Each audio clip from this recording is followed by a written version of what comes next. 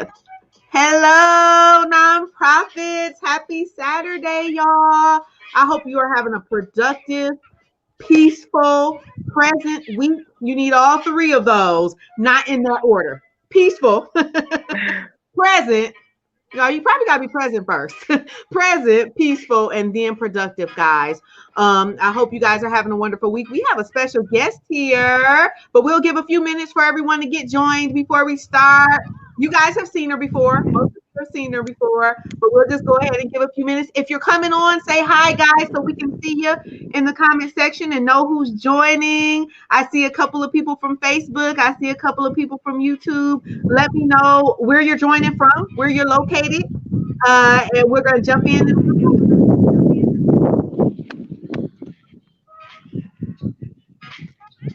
Make sure we're shared everywhere. Hello. Someone said hi there from Facebook. I don't know who that is, but hello. Oh, that's hubby. Hey, hubby. Let's see. Let me get my notepad out because I'm forgetting.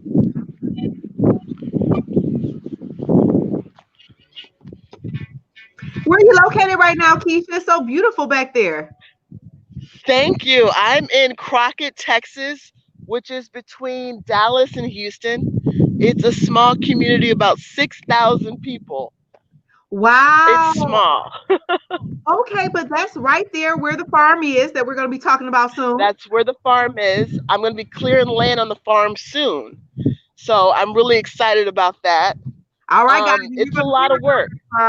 Momentarily, we're doing a lot of things on the farm. I also serve on the board, so very proud of what we're doing over there with the Keshia Thomas Foundation. It has been definitely a journey.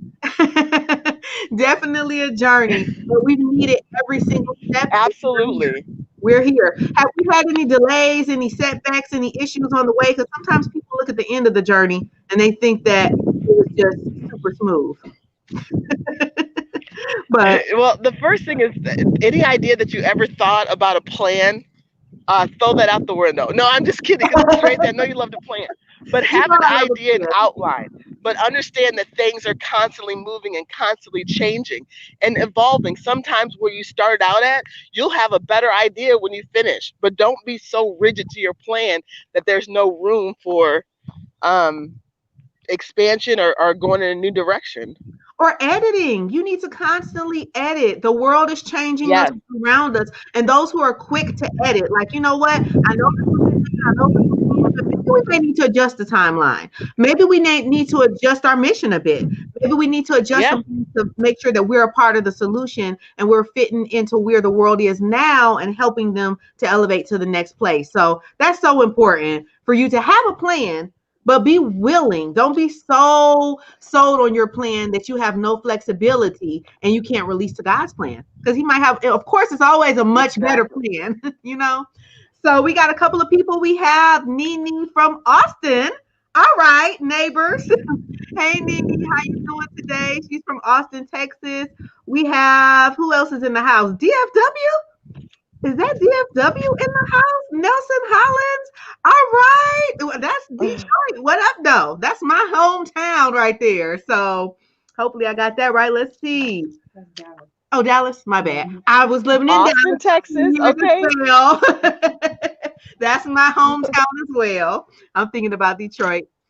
Hey, how do we book a consultation? I will definitely answer those questions at the end, guys. We're going to do some Q&A too. Actually, really simply, just shoot me an email and I'll definitely get you over my scheduling link for a consultation. Hey, Q from Atlanta, Georgia. What up, though? All right. So Atlanta. Let's go ahead and dig in. For those who do not know, just give a brief description of what the Keshia Thomas Foundation is all about. Okay, so the Keshia Thomas Foundation is a way to become self-sufficient. Basically, that's the bottom line of it. Taking any situation that you're in and making sure that when you come out on the other side, you are self-sufficient. We do a lot of different things. That's why it's a foundation and not just a nonprofit. So everything from helping, we just got back from Louisiana, took a team down there. We helped feed people with the World's Central Kitchen, which is a great organization. We partnered with them and got volunteers to help with them. We have, been peacekeepers in protests. We're starting a farm in a tiny house community. That's why we're in Crockett, Texas right now. So we have 50 acres of farmland for 5 years, which is sensational and incredible. And we have access to all farm equipment. So right now, you have to, as a nonprofit or as a person that wants to be of service, think about not where the ball is, but where's the ball going? What's going on in the trends right now where you know where people are going to need help? And sometimes you're going to find, especially now that we have COVID, what happened in Louisiana with the hurricane, a lot of people lost a lot of their stuff. Fires in California, you're going to see an influx, and what I call it's going to be the Great Depression. Now, I'm not saying that to be doom and gloom. I'm saying that to say, okay, because it's a Great Depression doesn't mean, or Great Depression doesn't mean that we have to sulk, doesn't mean that we can't survive. How do we think about a way to thrive during this hard time? So what I thought was we need to rethink housing, first of all. When you think about how much money you've paid in rent, how much money you have paid in whatever, you don't ever own it, right? You could pay thousands of dollars in rent, and if you don't pay or miss a payment tomorrow, they could put you out. Same concept with, your house and paying taxes. If you are everything's fine and you have it for years, then all of a sudden you don't pay the taxes. You don't own it anymore, and they can take it away from you. So what I find is that what we have to do is we have to rethink housing, rethink how we're going to do things, and make sure that we're going to be more sufficient in the future. So, for example, a tiny house is perfect for a veteran. A tiny house is perfect for an elder person. It's perfect for somebody that's aging out of the foster care system. It's perfect for a family. It just depends on what you want to redefine. The one thing that I love about it is the idea that no matter what happens, when all is said and done, when you build your tiny house, it is yours. Nobody can take it away from you. You can take it with you when you're done. You see what I'm saying? We have to look at things like HUD that has a huge, just incredible foreclosure rate. And you have to ask yourself, if you've given people a house and all they have to do is pay the taxes, why are they foreclosing on the home? What are we not doing right? And I think it's the idea of that we're not vested in it. You can give somebody something constantly and they're not vested in it. They don't appreciate it. They don't understand the value of it. We have to really stop thinking about things like that. Oh, absolutely. I'm sorry? I was just saying absolutely. And it's two pieces. It's giving them the thing that sometimes it's the food, the house, the whatever today, but also giving that inner value, those lessons, those skills, those trades, those parenting skills, those that self-care, all of those inner things that are going to come with Right. you, whether you're in the house now or not in the house now or wherever you're at. So making sure that you're looking at it as a holistic approach. You're absolutely right. A lot Right, of as a holistic times approach. it's one or the other. Mm-hmm. And the other part of that is if you have been evicted, we're about to face a mass eviction rate like we've never seen before. And we've already started to see that in Houston. A lot of times people don't understand, like if you've never been in a shelter before, those shelters are, a lot of times there's people that have mental illness and drug addiction. So if you have small children, and a lot of the shelters don't allow families. So if you have small children and your husband or your partner can't come with you and somebody's having a mental breakdown or going through withdrawal, you don't necessarily want to expose your child to that. Because I say anytime you have to touch the system, anytime you have to touch the criminal justice system, the foster care system, or even being in a shelter, it changes you. But what if we looked at things differently? What if we said, okay, even though during this time, mom and dad were having a hard time, but we were on a farm. So we learned how to touch the land. We learned how to do things differently. So we didn't have that experience of, yes, it was bad, but we learned the skills to get through. So no matter what happens in the future, as a child, they'll grow up and say, okay, well, we've got through that. This is what I learned from my time on the farm. This is what I learned about planting, about the seasons, about how to build a house, how to have basic skills to fix up something. Those skills are transferable. That child can grow up and have rental properties and know how to fix the stuff themselves. Or, Absolutely. have planning, planning skills, things that come from being on a farm. Absolutely. Those are the things that are going to be, that's the education system is changing right now. We were just talking about this a little before the call, that a lot of children are at home doing school at home. And, that's changing. To be able to do that and be on a farm where you can actually teach some of that agriculture and some of those things that we're missing, especially in the minority community. Those are lessons that kids will be able to continue to, like you said, learn from generations to generations, and then come back and hopefully be able to help some of the other people that the farm is able to help us. Absolutely. And I know this is going to sound like a very far-fetched, far-out concept. But when you think about it like this, and this is for I don't want to say for the conspiracy theorists, but work with me here. A lot of the small farms were put out of business. And so you have these huge industrial farms with these million-acre farms that are computerized and they're run like a business. When you control those few farms, you control the food. You see what I'm Hmm. saying? When the Hmm. political establishment can control those farms, then you'll see what I'm talking about. When you see that Trump just put this letter in these food boxes that he's giving away to the poor, a way of once you control the food, you control the world. You see what I'm Hmm. saying? And Wow. we don't think about things like that. But if you could be self-sufficient, so if something were to happen, and the reason I got this idea is because of Houston.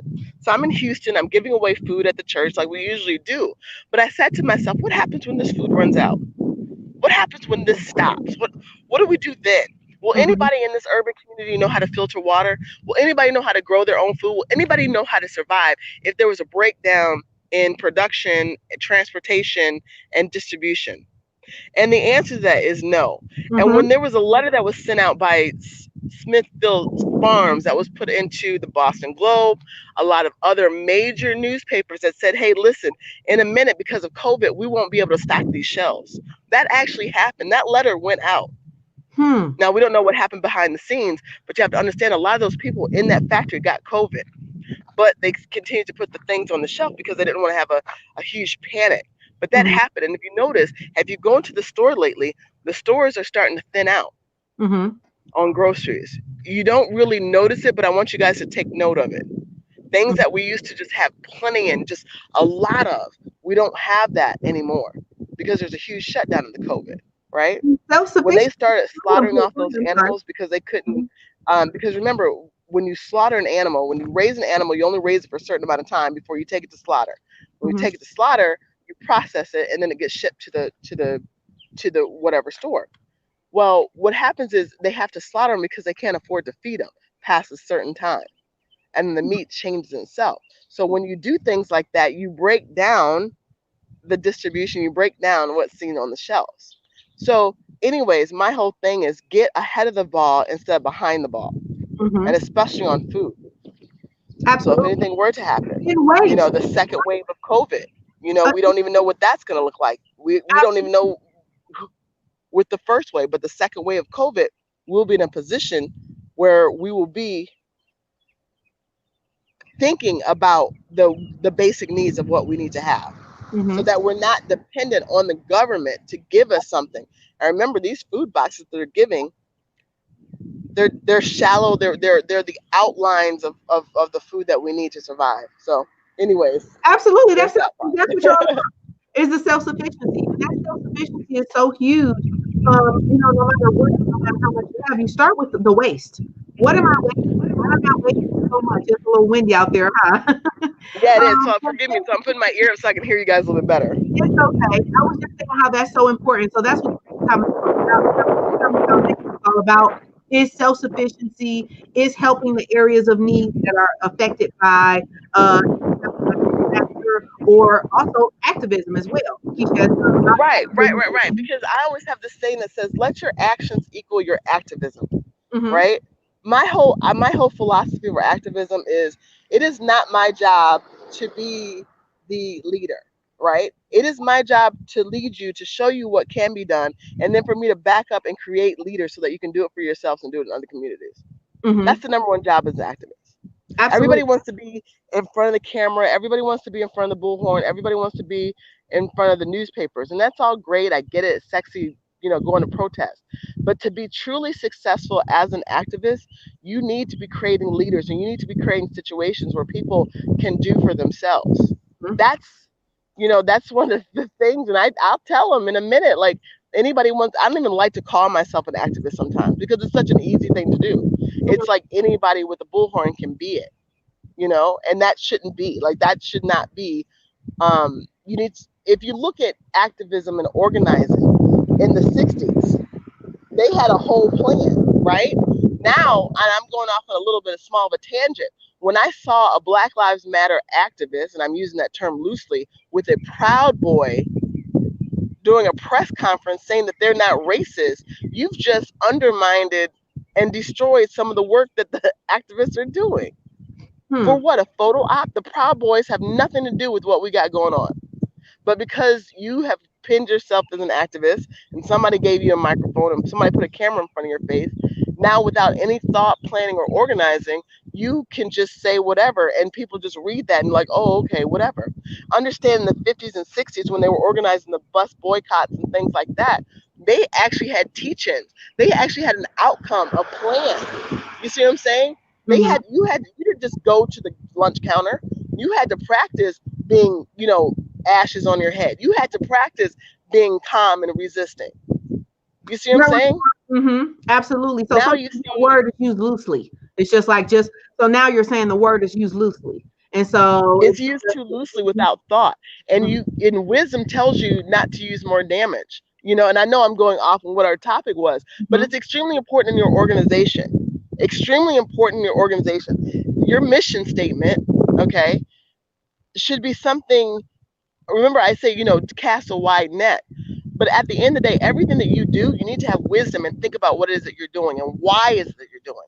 A lot of us are doing things because we feel good about it, right? A lot of us love to give the food because it makes us feel good. And I have this guy I asked, he loves to give away free food. And I said, well, what is your long-term plan so that these people that you're continuously give the food away to, that next month, next week, next year, or even next generation, they're not coming back to you for the food again? And doesn't have an answer. So my thing is, I'm not trying to think if I've got to feed you for today. I get it. I've had to take food too. But at the end of the day, I need you to be in a position that you're better after you come in contact with me, not just continuously getting food from me, because that doesn't solve anything except for create more problems. Absolutely. And even people with your organization, start thinking about things like, if you are giving away things to people, how are they giving back to your organization? Are these the same people that are coming to get food all of the time?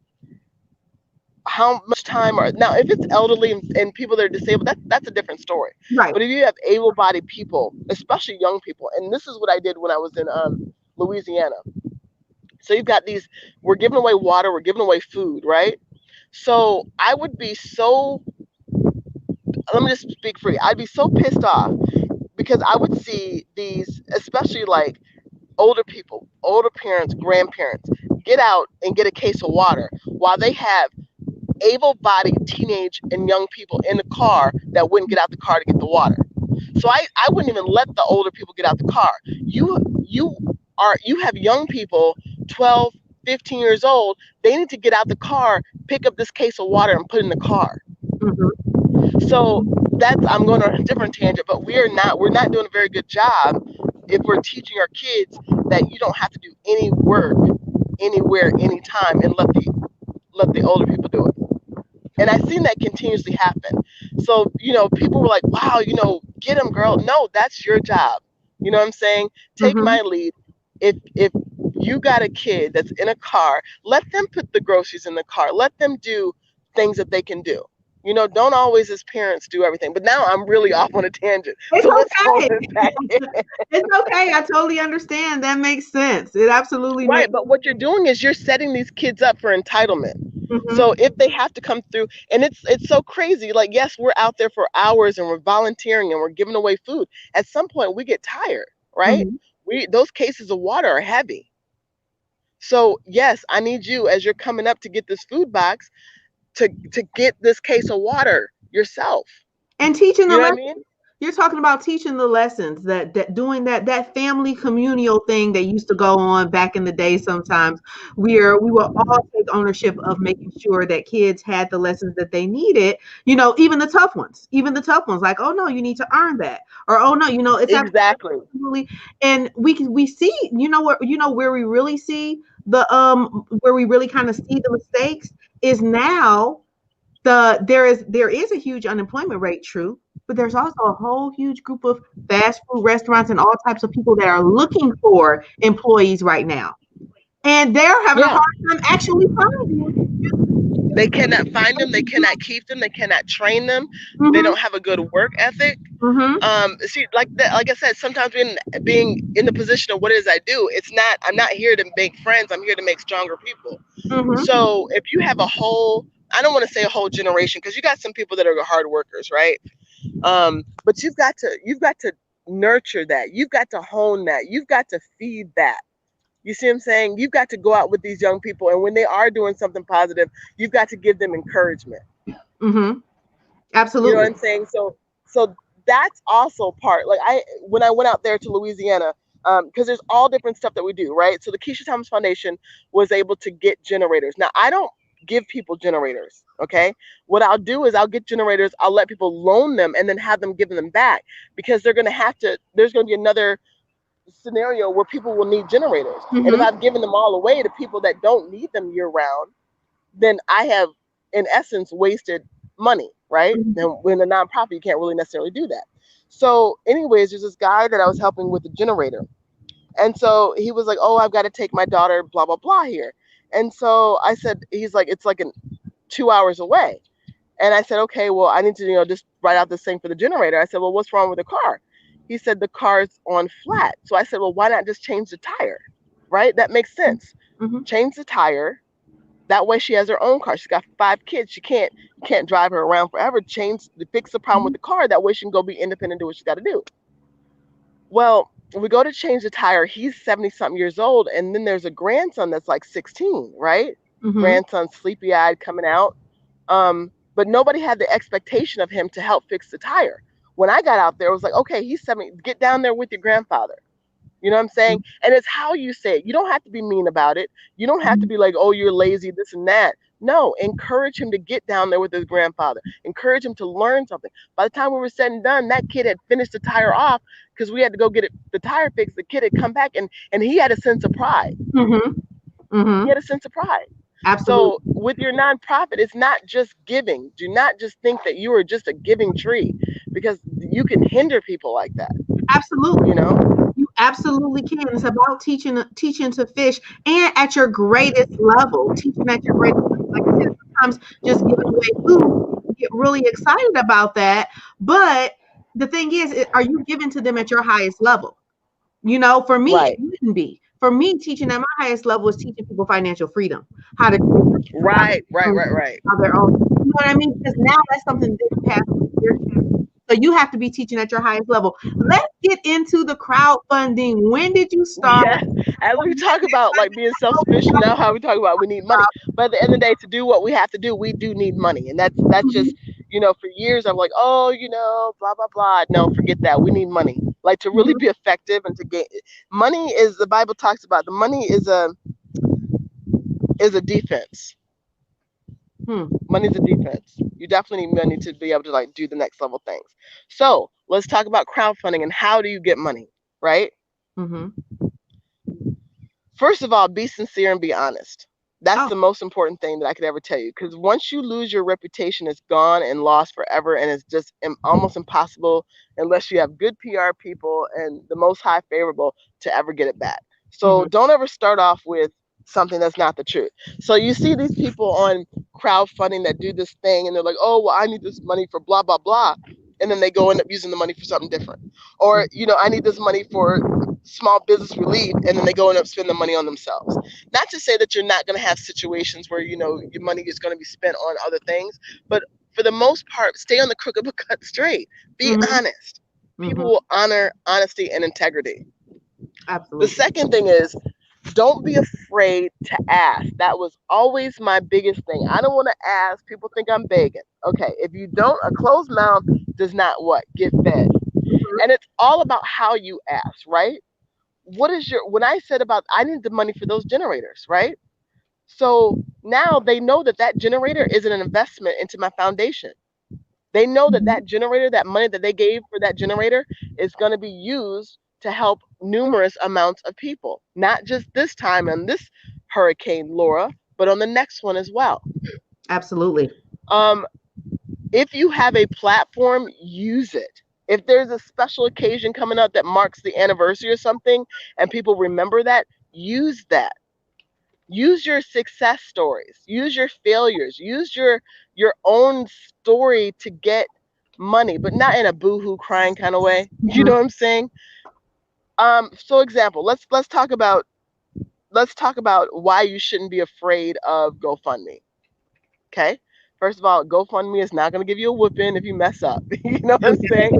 So just go ahead and go in there and try it. Set your goal. Set a realistic goal, right?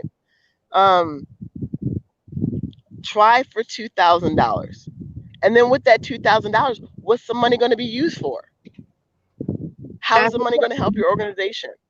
And what you're going to find is when you have these little successes, they'll start to build on and build more success once people see that. And then on the GoFundMe, when you create the GoFundMe account or GoFundMe thing, they're going to have, your mission, what are you trying to do, all that other stuff.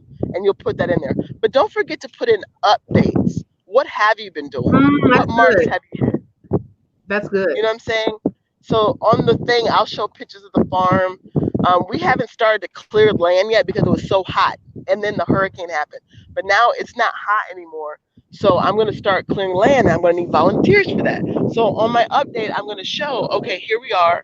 This is what's been going on. We're starting to clear land. This is the equipment that we have. This is the blah, blah, blah. These are the seeds people sent us. They want to be part of this story. They want to be part of this journey. And so the big thing that I need to work on, because a lot of times, is I need to work on the thank yous. The thank yous for the people that have donated. That's the most important thing. And that's where I'm lacking at. Because I get so busy. But at the end of the day, these people did spend money, right? And you do want to see a thank you. A thank you note, an acknowledgement of something. And let me tell you, for most nonprofits, Keshia, that's where the board comes into play. They spread those thank yous out over the board members and allow different board members to make sure that they contact, email, individualize, and thank, which makes someone feel from another member itself. So yeah, so we'll definitely add. And I'm just so lucky. I got a bomb board member. I got the best board member ever. That's where, so we can definitely add that as well. As well, somebody else from Four Cycles. Yes, thanks for that shout out there. We did a huge video on Four Cycles for Life with Kareem. So I added in here. So this is what we have. Use your own story. Don't be afraid to ask. Use your platform. Start with a small goal and continue giving updates, and then continue to thank. Make sure that you're constantly saying thank you, and that each individual donor has got to thank you no matter what, how small or large your donation has been. Did we add any? Did I get them all? It's a little windy, so forgive me. Go ahead and put it on my ear. Did I get them all? Did I get them? So that one more time. All of the tips. Oh yes, you got all of the tips. And then be gracious. Don't get a big head. Oh, you think you're the person now because you raised all this money. Remember, the Lord giveth, the Lord taketh away. So, and then be wise with the money. How many times in our lifetime have we got money and squandered it? Not been so good with it. And then, okay, so here's a situation that happened with me. And if this happens to you, and it happens in nonprofits a lot, acknowledge it and get better from it. So people that you might think that you can trust with the money may not turn out to be as trustworthy as you like them to have thought them to be. When that does happen, because Tracy, you got the horror stories too, right? Yes, definitely. You gave something to somebody and they didn't produce a receipt, and come to find out they didn't do the whole thing. And people sometimes will swindle from you, and that part hurts. I'm not gonna lie, that part does really hurt. But at the end of the day, remember that next time if it happens. So for example, if you give somebody money to get a generator, this happened to me. Good friend of mine, 12-year friendship. I was doing a lot of different work, so I need to assign and delegate different responsibility because I can't do everything. So I had to be somewhere from 6 o'clock in the morning to 7 o'clock at night in Louisiana, so I couldn't be at the store. So I asked a friend that I've known for 12 years. I said, I'm going to cash app you $500. I need you to go get a generator. And as of right now, for some reason, well, not for some reason, because Keshia didn't do the work. When you're a nonprofit, you can go to places like Lowe's, Sam's Club, and get your number in so that you don't have to pay taxes. You're tax exempt. I think Tracy will talk more about that and how to get that done. So I didn't have the tax exempt, but I had a friend that did. So I sent them to go to Sam's Club to get the generator. The generator was $450. So I said, okay, $450. They got gasoline or whatever. Keep the change, whatever it was, rounded up. You did gas, and you were driving all over the city and all this other stuff. Well, come to find out, when I asked for the receipt and I went to Lowe's or went to Sam's Club to get another generator, right? Because now we're having the collection. I looked, the generator that they got was $350.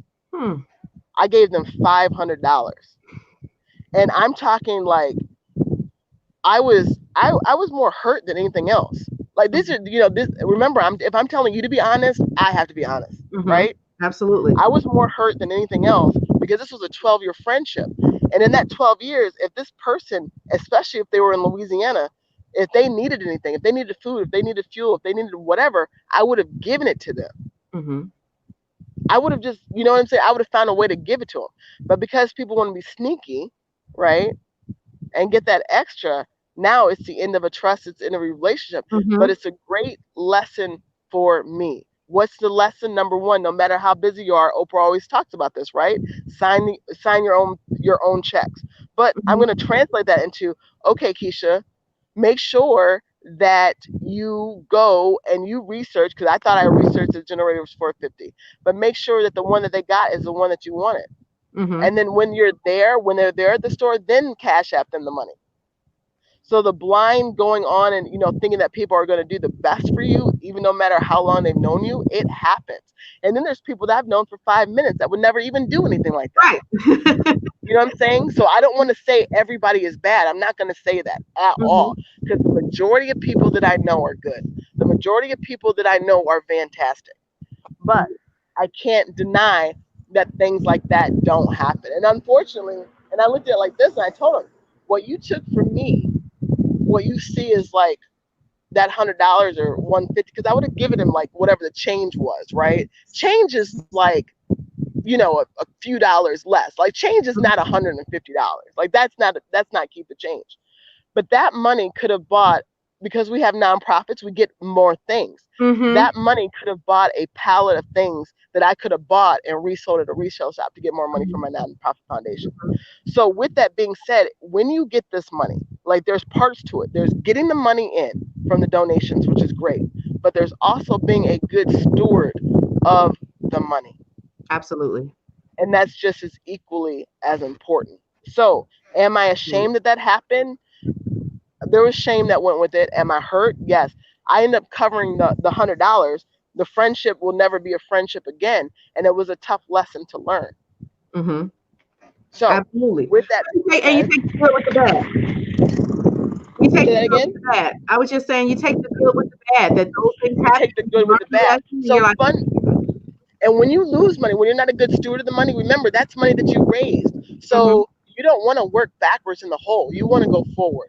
So don't make some of the same mistakes I have. And Tracy, maybe we should do a horror story of like some of the nonprofits and people that have lost things, and just so we know not to get into those money situations. Remember, this lesson cost me what, $100?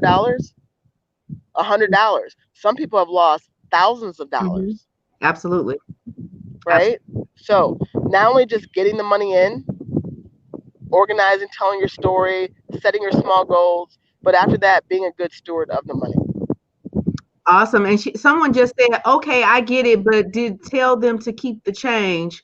But you did tell them to keep the change. Right. If I give you $500 and there's a generator for $459 and one for $350, you see what I'm saying? And you're driving all over Louisiana when there's no, like, you know what I'm saying? Like, he was a victim of the hurricane. He didn't have lights. You know what I'm saying? There's no fuel. So that extra money wasn't like, oh, you know, I'm going to whatever. That extra money was like, okay, you know, we're out here. We don't have anything. You're I could buying a justify generator. that. You're getting a generator right now. That tells you the type of situation. You're getting not the generator for your own family. You're getting the generator for somebody else. Mm-hmm. You see what I'm saying? So I could have justified that, but not when you don't get the 459 or 450 generator. You get the 350 generator. Mm-hmm. You see what I'm saying? And then when I'm like, when I see them, I'm like, hey, let me get the receipt. You know, show me the receipt, and then they don't want to show it to you because, you know, something comes up or this or that or, you know, whatever. They're like, oh, well, we're gonna go get another generator because FEMA's giving away more generators, and, you know, it just be careful, you know. And like I said, that was a tough lesson because it ruined a friendship. It made me rethink about, you know, am I a good steward with the money? It made me call Tracy, like, what the, you know what I'm saying? You know, but these are the things, these are life lessons, right? Absolutely. These are important life lessons to learn. And appreciate every connection you have. Like you said, that kind of burnt a bridge. If you guys were both, if he was the nonprofit, how many more things are you going to ask him to do? Nothing related to the nonprofit. And to make it so bad, they were the president of a biker club, which means they could have, like, I could have really helped them down in Louisiana do what they wanted to do more. But because you want to be, you know, closed hand and selfish, now you've lost a resource within me. So I said that to not only to watch out for those people, but make sure you're not one of those people too. You know what I'm saying? Make sure that you're not doing a little extra, you know? That's a good point. That's a good Let's be honest, we've all had money that we've squandered or blown, or, you know, and the Lord giveth and the Lord taketh away. You know, sometimes it is what it is. But now that we're older, be a little wiser. And the easiest, I would have never thought in a million years that he would have not got that generator. The easiest way I do that, Keshia, is one of my favorite philosophies, as I say in probably every video, is creating win-wins. Everybody around me. Yes, girl, yes. If you're talking to me in a way where you're saying, okay, this is just going to be a win, this is going to be a win for you, I feel sold in that way. No, I want you to win. How are you winning at the end of the day? I want to make sure you're winning at the end of the day. I'm winning together. And anytime that's not the case, there's questions to be asked. Like, why is it that they seem to be getting more out of this, or vice versa? Now, what would you say is the biggest, peaks of the GoFundMe? Like, where would you say the majority of would you say the social media engagement, your own personal social media engagement is good, but if you can tie yours to a story, so like I happen to be able to tie it to a story they had done on me, so I had linked in, okay, I'm starting a farm, and linked my information there. And the story was I did. Starting a farm. So like if there's something that's going on, so like let's say, and sometimes I'll see an article about evictions, right? And I'll put up, this is why the farm and tiny house is so important. Put the article and then put my GoFundMe. So it's tied into an emotion. It's tied into what's going on. That's what you have to do. You have to remember, make this in a way in which it touches somebody else. Like it touches and creates emotion, right? Absolutely. It's not just, oh, I want money for paper and pens and office admin stuff. No, I want money because I want to go out there and I want to feed people, or I want to go out there and I want to create these tiny homes, or I want to create this farm. I want to do this self-sufficient thing. And then what's the need? Where's the need at? The need is because now we see all these articles of people that are being evicted, right? That's the need. We're facing some of the highest evictions that we've ever faced. So put it right there. It's in black and white. It's in the news article. That's the problem. This is what I propose as a solution. Absolutely. People don't just want to hear that. They don't want to just hear your problem. They want to hear, what is your plan? Absolutely. And they want to know for sure that it's a problem as well. But you have to have both. Like you said, both are so important. Having the plan that's also a flexible plan, and then also being the solution to a problem. You don't really tying it into what's going on is so important, and invoking emotion is so important, like you said, and you automatically do that if you're based and rooted in purpose and in impact.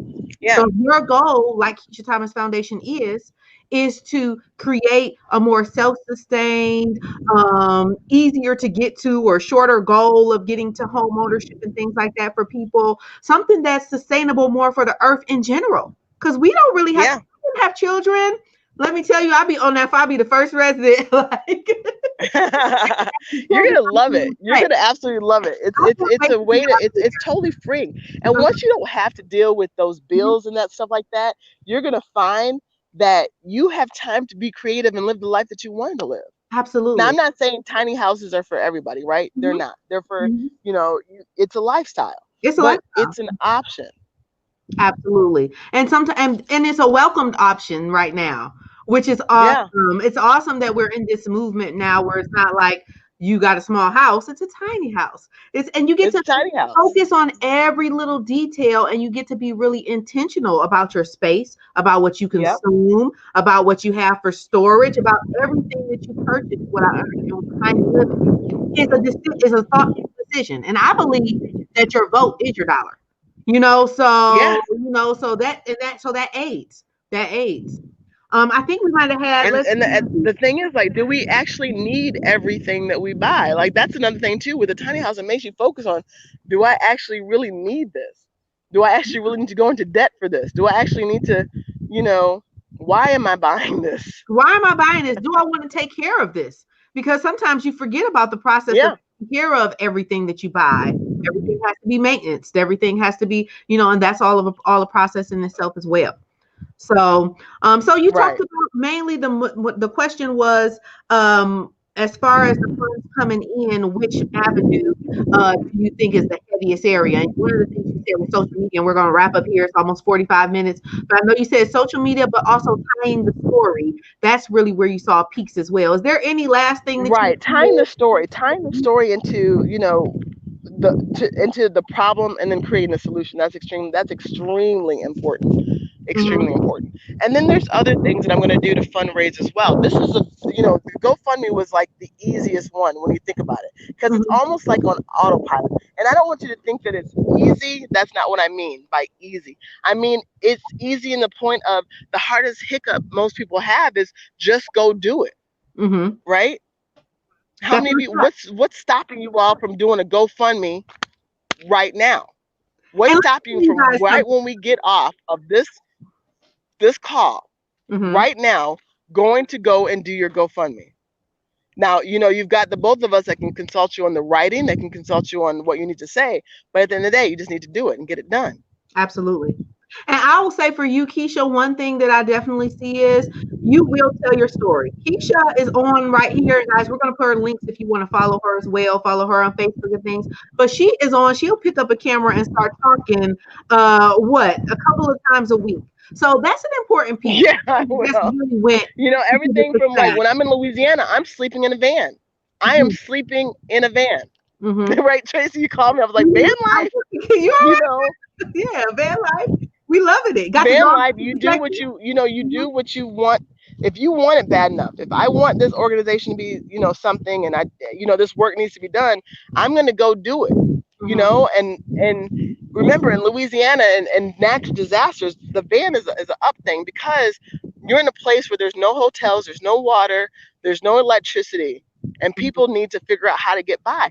And I always tell people, if you're trying to get those hotel rooms as an organization, you're taking away from the people that really need it.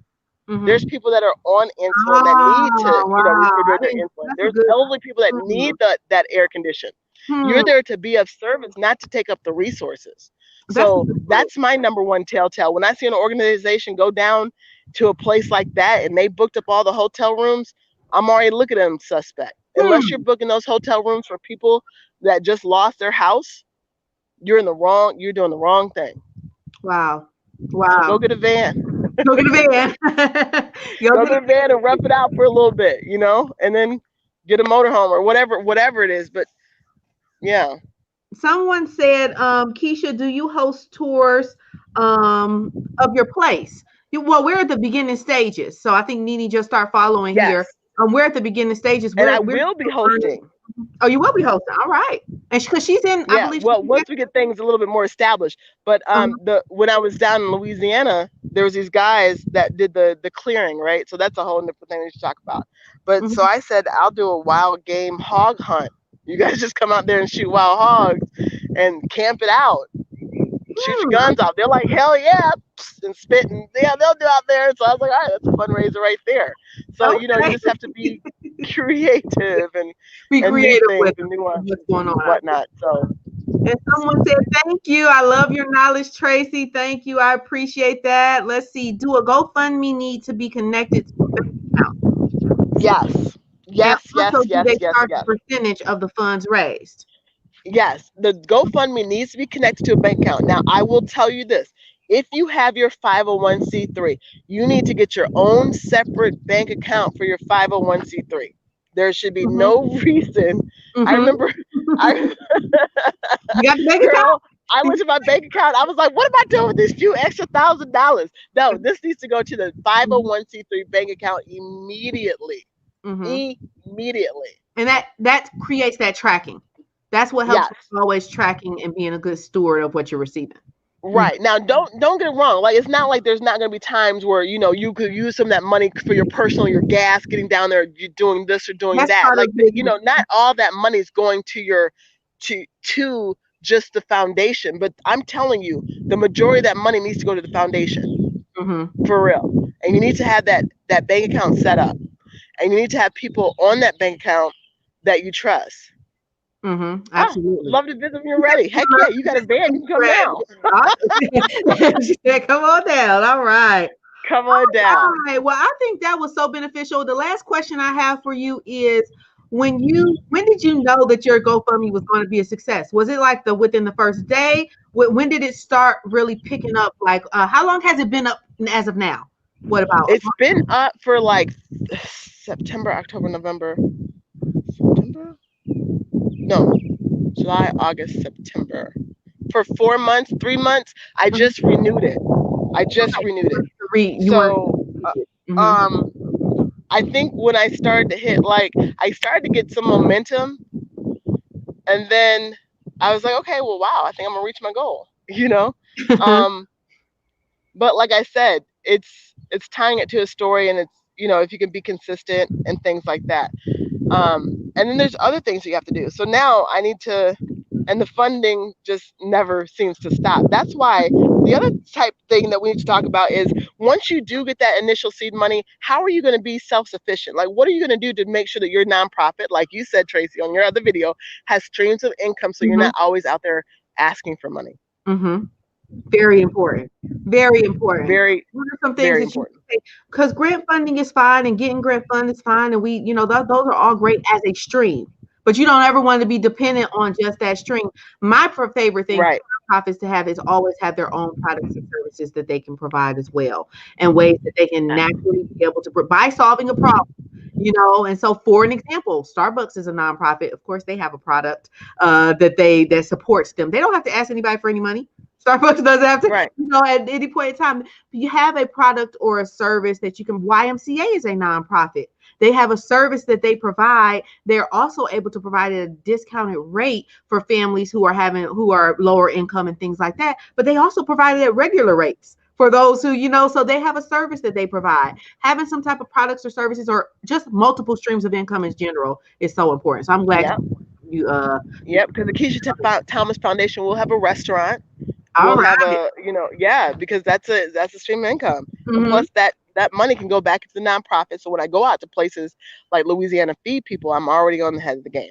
So anyways, Tracy, it has been amazing speaking to you as always. Thank you for having me on. Thanks for letting me be able to tell the truth, the whole truth. No problem. We will include Keshia Thomas's, all her links. We'll include them here, as well as her website. We'll add that here as well, that that she just updated and refreshed. Guys, also, she's going to be doing some coaching as well to get your first fundraising. So if you're trying to raise your first 20K with crowdfunding, as well as social media. One thing we didn't get to mention, Keshia is a woman of my own heart, entrepreneur. She wears many hats that for some time, and I don't know if you're still doing She was helping other political and in other situations grow their social media and marketing and things like that. So that she's a natural at it. It just comes natural for her. So, and I'm a natural at coaching. I love breaking down someone's system after they're doing it nicely and showing how it can be duplicated. So because this was done right now, during the pandemic, a lot of your nonprofits, some of you are new, you're wanting to start your nonprofit right now. It's important sometimes to learn lessons from what's working right now. Because what's working right now may not have worked in 2019. You know what I mean? And so it's important to see what's working and don't recreate the wheel. If you see something that's working, if you're hearing someone that's getting success, take on the things and then add your own things to make it your own. But don't try and recreate the wheel. That can be very difficult. They have something like GoFundMe. So that's part of the wheel. The fact that you were able to keep in with that program and utilize it to be able to bring in your funds as well. So we're going to add all of your links. Let's make sure that that we answered everything we did answer. They didn't answer about the percentage of the funds. They do take a percentage of the funds on GoFundMe, correct? That was the They do take a percentage. They do take a percentage of GoFundMe. Yeah, and that's how they win, because we always want to win-win. So that's how they win, is setting up that system, taking a percentage of the funds. And is there a delay on the amount that on the access to the funds? No, they pretty much they just put the money in the bank account. Like I never reach in there to grab it. They just kind of always put it in. Just deposit it in there now. So there's a natural. That's awesome. Yeah, they'll be like, hey, we sent you this much money. Because I just need to sit. Like I need that lump sum to sit until I'm ready. Exactly. There's not really a delay. Once it's up there, it's up there. And but make sure you get that bank account with all your T's are crossed, all your I's are dotted. Get your nonprofit bank account. Have that separate. Because I have a business bank account, I have a nonprofit bank account. Have that separate. So make sure that those are the business one. Woo, whoever's doing my taxes. Let's not mess up with the nonprofit. Gotcha. All right. We'll let her go ahead and watch the replay. We missed you as well, Joy. And we will see you guys in the next video. We'll see you next Saturday live. I also am doing a Q&A this week for those of you who are in our nonprofit group as well. I'll include all the links in this video. It was wonderful talking to you guys this weekend. I hope you're going to take some time like I am to rest and recuperate. Yes, I am, before I go back out there. Yeah, before you go back out there and go back out there in the arena, guys. I want to end with a quote. I'm not going to end with the quote. I'm going to let you look up yourself. There is a young lady. Her name is, I'm going to put her name in the comments below, and you guys can look this up. But one of the things she said, I'll summarize this quote, and it's that the critics, when you're in the arena, it's not the critics that matter. It's the other person that is in the arena with those blood, sweat, and tears, fighting, putting themselves out there every day, trying to be of impact, trying to be a part of the solution, and really just doing the best that they can and mastering themselves. So the thing that was important in that is, who cares about the critics at that point? And if someone is criticizing what you're doing or something isn't working or anything like that, if they are not themselves as well in the arena, showing up for themselves every day, showing up and trying to be of the most impact, then that their opinion really doesn't count. And that's quoted by this young lady that I'll put her I think it was on the Red Table Talk. I'll put her information in the links below so you can read it how it really goes, but the meaning is there, guys. So I will see you in the next Saturday live, and you guys have a wonderful, wonderful weekend. Thanks for having me. Bye, y'all.